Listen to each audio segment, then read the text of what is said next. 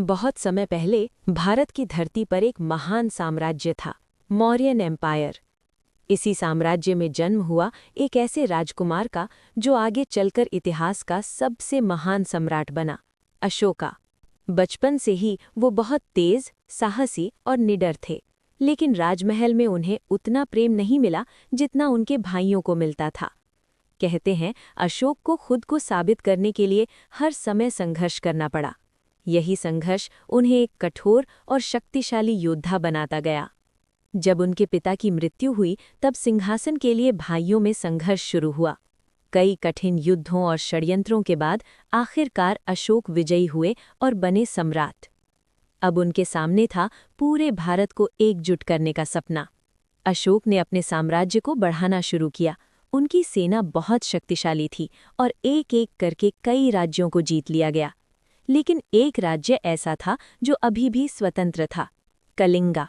अशोक ने कलिंग पर आक्रमण किया। ये युद्ध बहुत भयानक था। हजारों सैनिक मारे गए, लाखों लोग घायल हुए। जब युद्ध समाप्त हुआ तो अशोक ने चारों ओर देखा, लाशें, आंसू और बर्बादी। यही था कलिंगा वॉर। उस दिन अशोक के दिल में कुछ टूट गया। युद्ध के बाद अशोक बहुत दुखी हो गए। उन्होंने महसूस किया कि जीत के बाद भी उन्हें शांति नहीं मिली। तभी उन्होंने अपनाया गौतम बुद्ध का मार्ग, अहिंसा, दया और प्रेम का मार्ग। अब अशोक तलवार नहीं बल्कि धर्म से दुनिया जीतना चाहते थे। अशोक ने बौद्ध धर्म को पूरे भारत और दुनिया में फैलाया। उन्होंने अपने संदेश पत्थरों और स्तंभों पर लिखवाए, जिन्हें अशोक के शिलालेख कहा जाता है।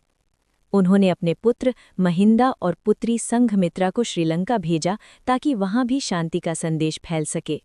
अशोक सिर्फ विजेता ही नहीं बल्कि एक आदर्श शासक भी थे। जनता की भलाई के लिए कानून बनाए, सड़कें, कुएं और अस्पतालों का निर्माण कराया। सभी धर्मों का सम्मान किया। उनका धर्म आज भी न्याय और मानवता का प्रतीक है। आज भी भारत के राष्ट्रीय चिन्ह में अशोक का सिंह स्तंभ है और तिरंगे के बीच में जो चक्र है वो है अशोक चक्र। अशोक की कहानी हमें सिखाती है, असली जीत दूसरों को हराने में नहीं बल्कि खुद को बदलने में होती है। जो राजा तलवार से जीता वो इतिहास बना, लेकिन जो दिल से जीता वो सम्राट अशोक बना।